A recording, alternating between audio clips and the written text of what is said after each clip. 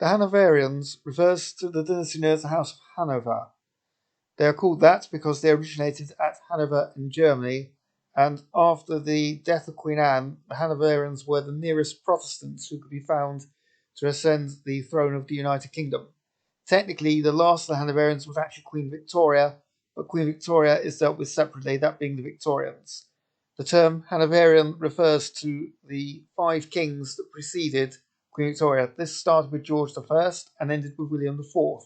You had 4 consecutive Georges covering the period 1814 to 1830 and only 7 years of William.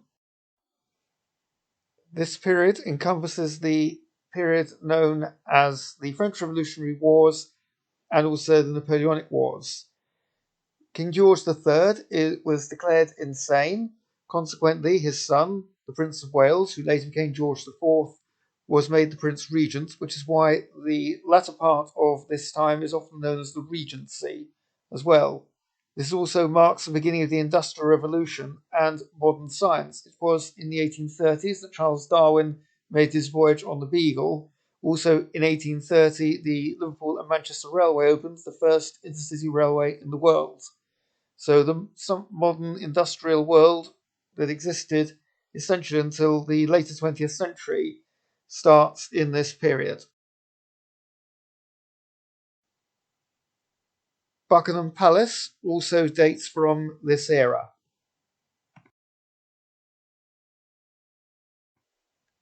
Until the 2010s, the longest reigning monarch we had was Queen Victoria.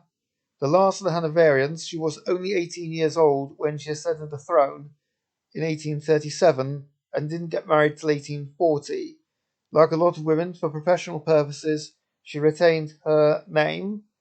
A lot of modern science really does come from here. We had the beginnings in the earlier Georgian/Regency period.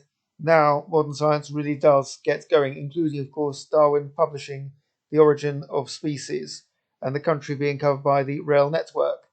The postage stamp also dates from this era, the penny black being the first one. And also you have the spread of the electric telegraph, plus the invention of the light bulb.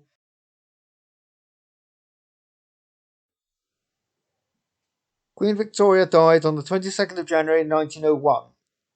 As with the recent Elizabethan age, the world that existed at the start of the Victorian age was very different from the world that had existed at the end of it.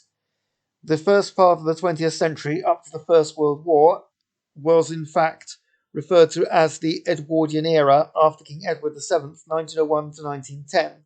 He was the only monarch to have the name Saxe-Coburg-Gotha because his successor, King George V, 1910 to 1936, changed the family name to Windsor, which is essentially the current dynasty, in 1917, right into the First World War, to sound less German.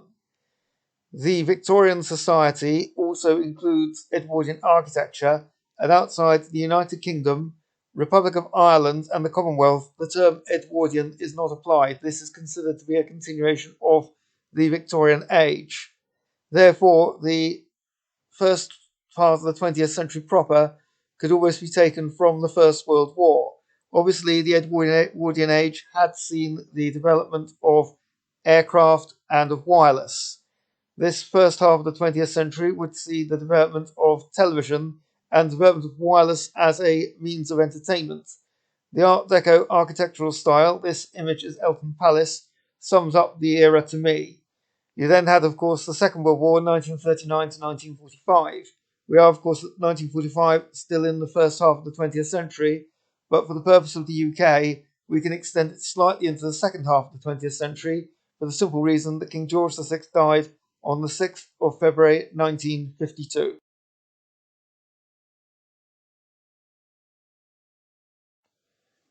The most recent era to have been completed by the United Kingdom is, of course, the second or modern Elizabethan age, 70 years long, lasting from February 1952 until September 2022, literally from an industrial society to a post-industrial society.